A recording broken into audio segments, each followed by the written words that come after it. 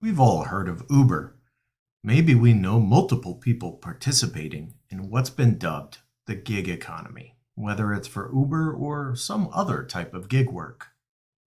Neale founded Limitless in 2016 to help create the brand support model of the future, GigCX.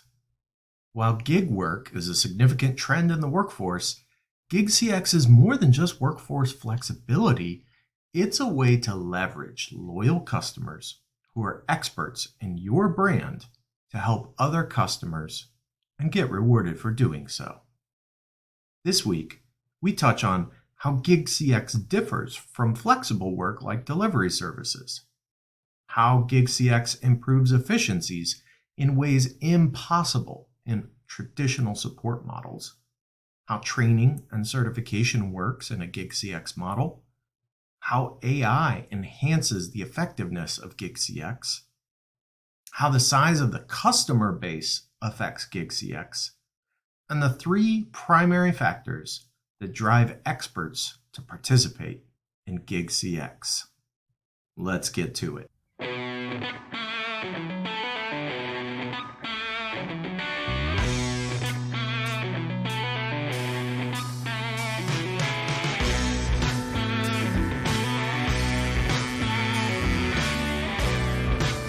Welcome to Next in Queue, the podcast for contact center and customer experience professionals. Next in Queue is brought to you by Happy 2 Vision. Eliminate blind spots and see right through every conversation with Happy 2 Vision. Learn more at happitu.com. Now, here's your host, Rob Dwyer. Thank you, everyone, for joining another episode of Next in Queue. Today, I am joined by the founder and COO of Limitless Technology, Neale. Thanks for joining, Megan. How are you? Great, thank you. It's wonderful to be here. Thanks. We are going to spend most of our time together today talking about GigCX. But before we do that, I'd like to know a little bit about you. How did you get into this space? Where did your career begin, and how did you evolve into founding this technology company? Yeah, no, really happy to share that. I just think customer service has run through my veins my entire life, if I'm honest. From the jobs I had before I went to university, were all in customer service. And then when I left university, I decided I wanted to go into retail. And of course, that's the best place to cut your teeth in terms of customer service. That lasted about 5 years, actually. I realized that actually I really wanted my weekends back. You literally are working every Saturday and every Sunday, and realized this is no fun. I want to be out partying with my friends. So I had a great opportunity to join a startup BPO in the UK. A very small enterprise at the time, but I ended up spending 18 years at that organization. So before we went on air, Rob, we were just talking a little bit about your background in BPO, and I have to say, being in the contact center environment, I just found so energetic, so wonderful to be surrounded by so many inspirational people with so much potential and so many futures ahead of them. But also people who needed help along the way, right? This was their first job entering into the workforce. And it's a great place to be, where you can deliver amazing customer service for your clients, but also offer people the opportunity to really progress and achieve what they want to in their lives. And so having said that, I spent 18 years in an organization in the UK. We grew that super successfully to a number of thousand seats, which I know is small by today's standards, but we're a small little island, the UK anyway. And we were really lucky that sort of in the early 2010s, I should say, we sold that business to a larger Indian BPO business. It was the market was consolidating a lot, and amazingly is still consolidating. Can you believe it? Can these organizations get any bigger? Well, obviously they can. And it was at that point where I realized, we're about 2014 now, The model that we have has not changed in the last 15 years. We're still recruiting people to work in these fixed locations. And I know that has changed a lot in the last 2-3 years, but at that time, we're still expecting them to do fixed shifts, and we're still expecting them to provide amazing customer experience in every single interaction that they do, which we all know is not humanly possible, right? It is not humanly possible to be truly brilliant, empathetic, and lovely for every single customer, 8 hours a day, 40 hours a week. And then the realization I had when I was running that organization, so my role was running all of the technology and the operations and client services. My realization was that some of the best resources and best people in our teams that had the best longevity were our part-timers. So people that had a wonderful blend of the work that they were doing for us, but also with their home lives. They came in, they were happy, they were always on time, they performed incredibly well in terms of customer satisfaction, and they stayed with us because it fitted their lifestyle. And if I'm honest, that was the germ of the idea of building out a model where how can we tap into these amazing people that do exist in the world, that love the brands that they support, but give them the freedom to do it on their own terms. And it was just turning the model on the head. Rather than recruiting people who need a job, find people who love to work for the brands that you're supporting. So we fast forwarded a couple of years, built out a business case, got ourselves some funding, and with my business partner, Roger, who I have worked with for over 20 years now, and that's a whole amazing story to tell, because working with someone who you truly respect and have complementary skills, I think is the fun of being in your career, but also allows you to sort of continue to push and develop yourself individually. And we've been lucky to build Limitless, and Limitless is a GigCX platform and crowdsourced business. So we help major large enterprises identify who their super users are and their product experts wherever they are in the world, invite them into our program, they sign up on our platform, they qualify, and then they are able, through the platform, to help other customers, effectively complementing what a BPO would do. Sometimes we do take some work away from a BPO, but largely we are complementing and helping customers even more. So it's a really interesting business model, because it just provides an alternative way of resourcing for customer service, and it's an amazing opportunity to really tap into product users and customer base using the gig economy effectively to leverage this incredible talent wherever they are in the world. So we founded Limitless in 2016, and we're 2022 now, and it's an incredible model that's really scaling very, very quickly. Yeah, so it's interesting to me because I was just introduced to this model about a year ago. So you're not the first person that I've had on the podcast that is in the GigCX space, but I think maybe you've been doing it the longest. And I'm wondering what you've seen, right? So 2016, that was 6 years ago. What has changed in that space of time? I mean, we're talking half a decade, a little bit more than that. What's changed with GigCX?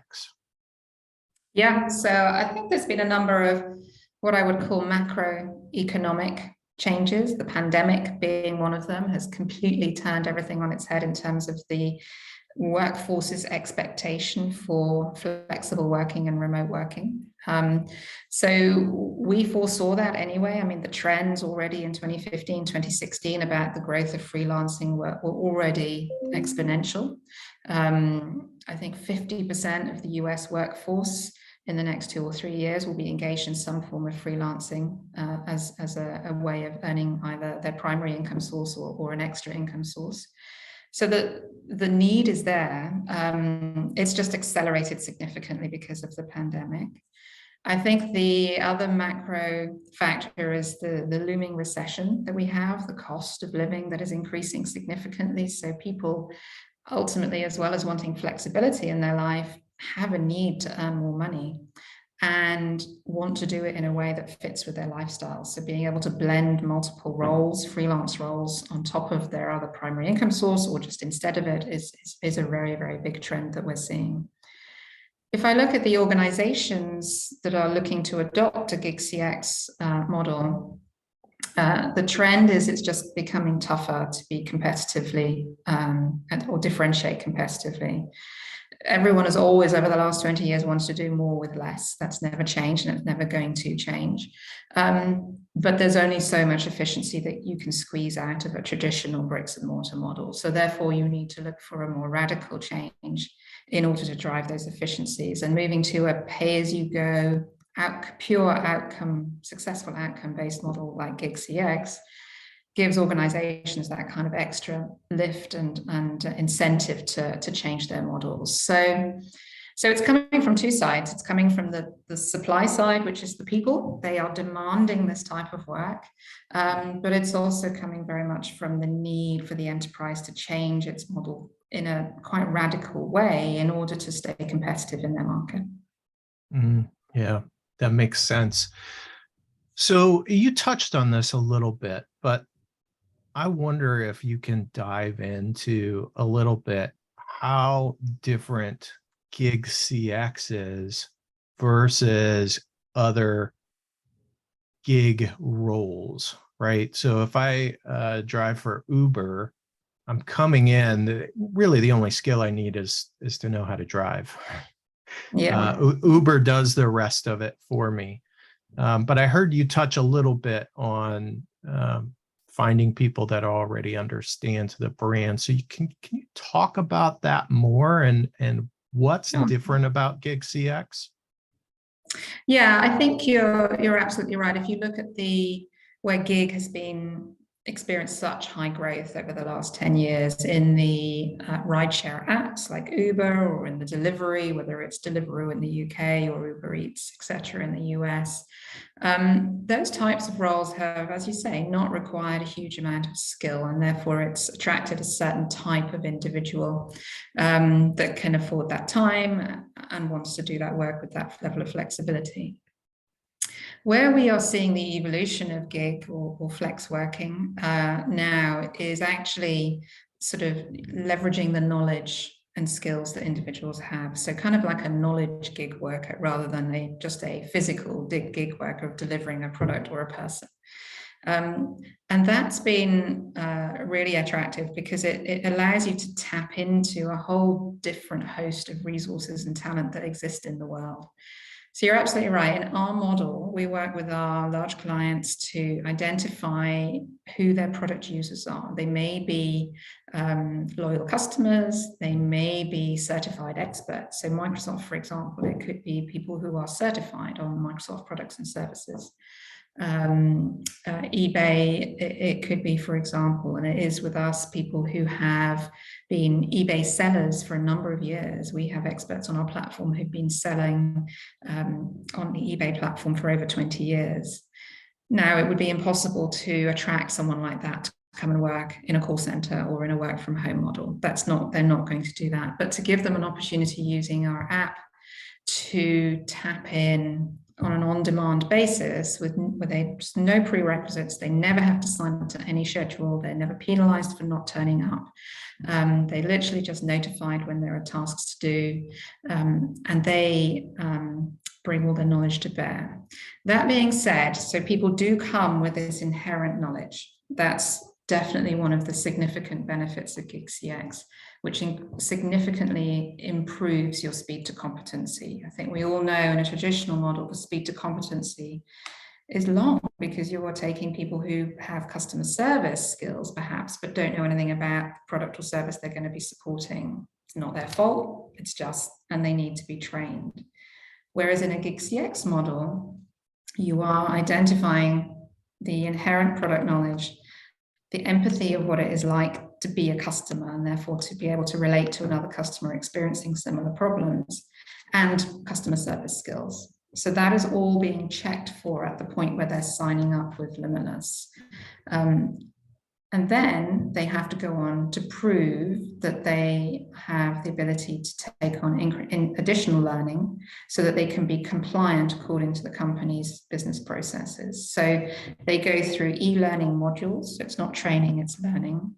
They have to effectively demonstrate those skills exist and prove that. And it's all done in a very agile, digital way. And only when they've proved that they have the skills and the knowledge are they permitted to be in our practice environment and our platform, which is what our equivalent of what you would call like a graduation bay or a kind of a nursery in a contact center environment. And then once they pass through that stage, they are permitted to respond to real customer questions. But it's highly controlled. So I think a lot of the kind of myths about GigCX is it's just a bit like a paid for community, which is a free for all. It's anything but. Our clients sign off on all of the training, the learning material at every stage of the process. Some of our clients are heavily involved in who the crowd are. Some of the clients are not. They rely on the Limitless managed service to run that for them. So it's tapping into these incredible talent, knowing that they're going to get successful outcomes because they've gone through this very strict, rigid process, and also knowing that you're only, as a client, going to pay for successful outcomes. So there's no wasted cost, which is a significant benefit of gig, because we will, again, preaching to the converted, we know the inherent inefficiencies that exist with a traditional model because of the way you have to resource and do your workforce planning. Mm-hmm. Yeah, absolutely. One of the things that I'm curious about, I hear you talking about tasks being available for the people that are in that gig model. Do gig workers support all of the different channels, or is it typically more of the digital only channel? I mean, are you dealing with voice? How does that work? Yeah, so it's primarily digital, I have to say. We do have a lot of interest in the voice. And what's important to us is our good gig principles. So when we built Limitless, we designed it in a way so that we could be confident, highly confident that the way in which the experts, we call them, are engaging on our platform is compliant according to gig regulations and principles, wherever they are in the world, whether they're in India, Philippines, in somewhere in Western Europe or in the US. And it's a complex legislative environment gig, as most people would know from what they see on the news. So for us, it's very important that we are always fair to the experts in terms of the rewards, but also that it is being done in a compliant way so that they always still have the ability to be in control and have complete flexibility about the way they work. That is much easier with digital than it is with voice, because with voice, you're suddenly in a real-time environment, and you have to be very, very sure that the environment that they're in is absolutely appropriate for the work that they are doing. That being said, it's definitely an interesting area, and I think you asked a question earlier about what's changed with GigCX. So I would say what's changed so far was what I've covered off, but I think what will change in the future is the evolution of a fully compliant voice model for GigCX. I can see that as being somewhere that's a very exciting place to go. We know voice volumes are not decreasing. In fact, they're increasing, even though digital is increasing. The whole estate is increasing because customers want to engage more, which is great. And organizations at least now recognize that engaging is good rather than pushing them to pure self-service or not engaging. And I think, but it works really, really well with digitally, and organizations that want to start with a GigCX model, we would definitely recommend that digital is the place to start. Yeah, that makes a lot of sense. I mean, voice definitely is a different monster. You talk about the rewards and about all the different geographies, which seems like makes it really easy to ensure that you've got what amounts to 24/7 coverage, right? If I've got experts all over the world, are those rewards then equal regardless of the geography? Because that's one thing that the BPO industry traditionally, right, is chasing that talent at a lower cost in a different geography. Is that something that gig approaches differently because the cost is really about resolution? Yeah, I think it's very interesting, this whole kind of, do you need a global crowd to achieve a true follow the sun kind of 24/7 coverage? So that's one part of the question. And the second part is the rewards. But on the first part of the question, it's fascinating, because if you are engaging and inviting in experts into the platform who effectively are your own customer base, they are people who are exactly like your customers. Therefore, largely, their patterns of behavior are very similar to your customers. They're available when your customers are your customers. So the need to then schedule these kind of fixed schedules to cover all these time zones becomes much less. And people are, I can have a US only crowd and I still easily cover 24/7, because people just work on different shifts. Some people are happy at 3 o'clock in the morning, they want to do stuff, and maybe they get paid a bit more for it because of the time it's coming in. But that is one thing that it kind of breaks down that traditional mindset of, I have to have people in fixed boxes in order to support this global or this 24/7 operating environment. It's a lot more free, and therefore you just let people be people, and the marketplace dynamics in the platform and the reward mechanism that is driving that behavior is what gives you the comfort that actually your response times are going to be really high at any time of the day. It's very tempting. It's very addictive, actually. It's hard to put it down once you start.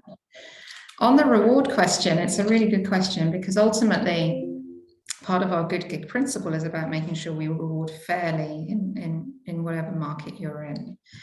And you're right, all organizations are looking to optimize on cost, or all organizations are looking to get the best quality, but at the lowest price point, which largely means in an offshore or low cost market. And we find it works much better if you have a blend. So in our model, effectively, experts should be able to earn more for each task that they complete than they could if they were in a contact center in that local environment. So that's kind of like a baseline, and it's a multiple of that, but that's definitely more. And then what we'll do is, if we have a crowd that is split between the US, maybe UK, and perhaps a lower cost market, we'll balance those fees, but then we'll introduce incentives so that there is a real opportunity to incentivize those that are being performing at a higher rate. Maybe their CSAT is higher, maybe their consistency is higher, maybe the fact that they've achieved a streak across 7 days, is seen as a real positive for that client. Every client has a different approach, or we design a different approach for each client in terms of rewards, gamification, and incentives linked to the outcomes that we want to see, and also the makeup of that crowd, because whilst we're all people, crowds together behave quite differently sometimes. So we have a crowd for PlayStation, for example. PlayStation customers behave in a very, very different way to my group of eBay sellers. So, yeah, I see. Very interesting. So let's talk about how AI fits into this, because that is certainly, it's a huge buzzword in the industry. But I'm curious, are you leveraging AI, and to what extent, and to what outcomes? No, we absolutely are. So AI in our platform effectively sits across all aspects of the platform, because AI is not just about a chatbot giving you an answer. AI is about the intelligence that sits within the platform that helps inform and make decisions around the next course of action. So that is a running theme in our platform. The most obvious place is suggested answers. So it's leveraging previous responses and the knowledge base and suggesting answers to the experts to help them improve their speed, right? So if an expert can reply quicker, he can do more tasks in a certain period of time, and therefore it's more attractive to them commercially. So it's all about optimizing that experience for them so that they feel like the platform supports them in what they need to do. So we call that our suggested answer feature. We do have pure AI, where it will just simply act like a chatbot. I have to say, though, most of our enterprise clients that we operate at kind of large scale are making significant investments in their own AI, their own virtual assistants, their own AI capabilities. So what we tend to see is that the enterprise clients will deploy their own AI, whether it's one they've built themselves or they've built in partnership with a large cloud provider. And then the Limitless capability will sit off the back of that. So the routing, it will be routed from the virtual assistant through to effectively their contact center estate, of which we are part. So if it's, the AI is very good at that level in determining a degree of intent, and if that intent can be then correlated to something that actually means it would fit very, very well for a crowd rather than a contact center agent, then actually that's a good use of AI to decide where things go effectively. And we have a partnership with Genesis for that, actually. So Genesis decided to make an investment in Limitless in our last funding round, and therefore we have a strategic partnership with them to do just that within their routing engine. Interesting. And for those that aren't aware, Genesis is a CCaaS provider, one of the larger players in that space as well. So when we think about AI and also about the customer base of experts, it sounds to me like there is a certain minimum threshold or a business maturity or a user base that I need to be at to make GigCX in a platform like Limitless work for me really well. Because if I'm a brand new startup and I don't have very many customers, that probably doesn't work. Have you figured out kind of where that tipping point is to where you go, okay, yes, you're mature enough, this will likely work for you really well, or you know what, maybe you're not ready for this? Yeah, we have, and we have seen it can work in smaller environments. It can work really effectively depending on your expectation around response time. And the example I always use is if you're in a major city, London, for example, where I am today, even though I've got San Francisco behind me. If you're in a major city and you are trying to get an Uber, you are likely to get one within a couple of minutes because the supply and demand is there. Lots of Ubers because lots of people want them. Whereas if you're in a tiny little village somewhere else, and I don't know what it's like in Missouri, Rob, but if you are looking to get an Uber, you may have to wait 10, 20, 30 minutes because the supply and demand just isn't there. And that's how to think about gig. If you've got lots of demand coming in, the supply will absolutely be there to support it. But if you are happy with a 10 or 20 minute wait time, then that's no problem. You still get a great experience because the person that is going to be helping you is a product expert who loves the brand and is going to be thrilled to help you. So it's all about expectations. For us, we are seeing really a lot of acceleration with the large brands around consumer tech because they are scaling quickly because of their market positioning, and they are looking for more creative ways to resource, and they recognize that it's more and more difficult to find the talent within the traditional model with the skills and knowledge that they need and retain that talent. I mean, obviously the great resignation is causing a lot of problems everywhere. The marketplaces, the gaming sectors, are all significant areas where we're seeing a lot of success. Areas where I think it will probably be slower to adopt, just being honest, are things like healthcare, finance, maybe government.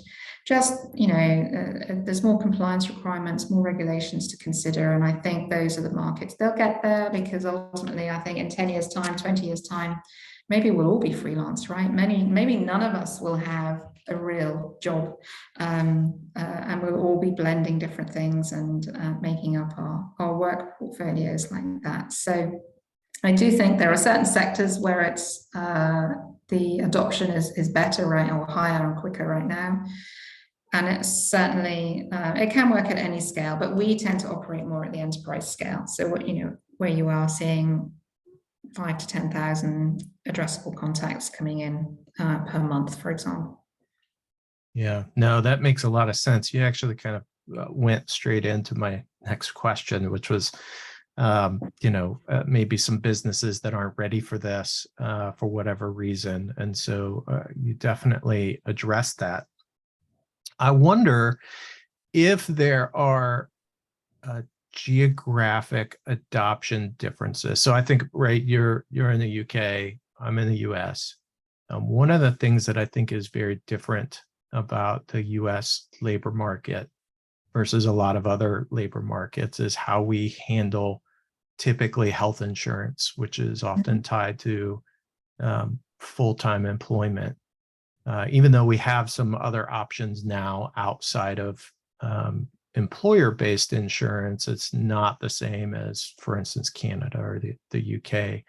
Yeah. Do you see that being potentially an impediment in the US market for a larger adoption, and this being more of kind of what people do in their spare time? Or do you think that that is not really going to get in the way of adoption in the US?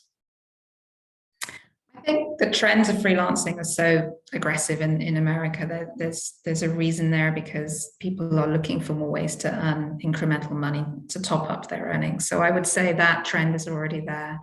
For us, our model is all about top-up earnings. So we are not looking to replace a full-time equivalent in a call center with one full-time expert. We are looking for someone who's has another primary earning source and is not economically dependent on the engagement, the activity they do on the Limitless platform. It's seen as a top-up. And there are so many wonderful examples. I mean, this is the best thing about my job, is that, the thousands of experts on the platform, the stories we get every day and every week around the difference it's made to their lives, whether it's helped someone pay for a wedding, or it's helped someone put their kids through college, or it's helped just pay for a wonderful family holiday and get together. They wouldn't have had that experience otherwise. It's really then when you realize it's making a significant difference to people's lives and happiness, actually. But we are cognizant of the situations, and there's many different ones all over the world in terms of the reliance of access to support like healthcare and reliance on income. And that's why our model is very much not to create that economic dependency. Because it is about being ethical in that regard, I think. And there are some amazing organizations coming up now. The Flex organization, which is we've engaged with them a few times, and they are looking to build these processes and policies around this flex economy, as it's being called now, which is primarily the rideshare apps, but growing in terms of its sphere of influence. To make sure these individuals are protected, because it is important. It's really important that people that are in this economy are appropriately protected and never forgotten. Yeah, 100%. Is there anything that we haven't touched on that you think is really critical for people to know about GigCX?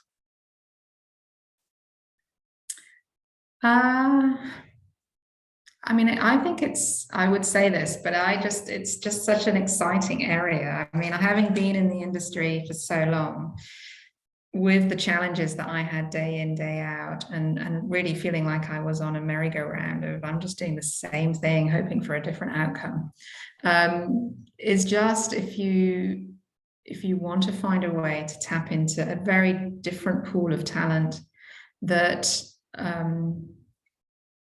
I think the three things that keep coming back to me whenever we do research on our experts is, why do you do this, right? What is the reason you do this?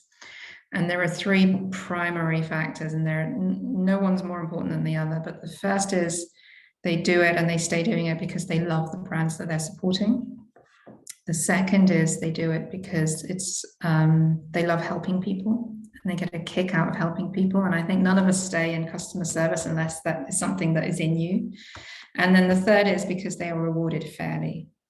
And I think if an organization can get its head around the fact that they want to genuinely be customer and consumer centric, they want to tap into talent that they do not have access to right now, and do it in a fair and compliant way, then, and make a difference to people's lives, then why not investigate it and give it a go? Yeah, absolutely. I love that. Well, Megan, if people wanted to get in touch with you to learn more about Limitless or GigCX, what's the best way for them to reach out to you?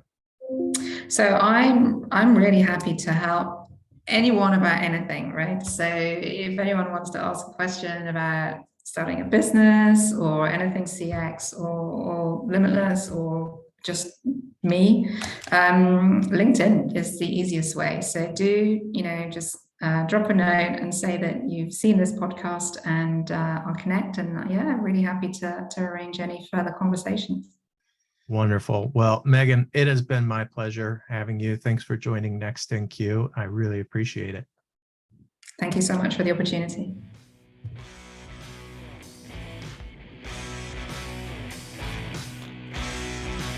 Next in Queue is brought to you by Happy To and is produced by me, Rob Dwyer.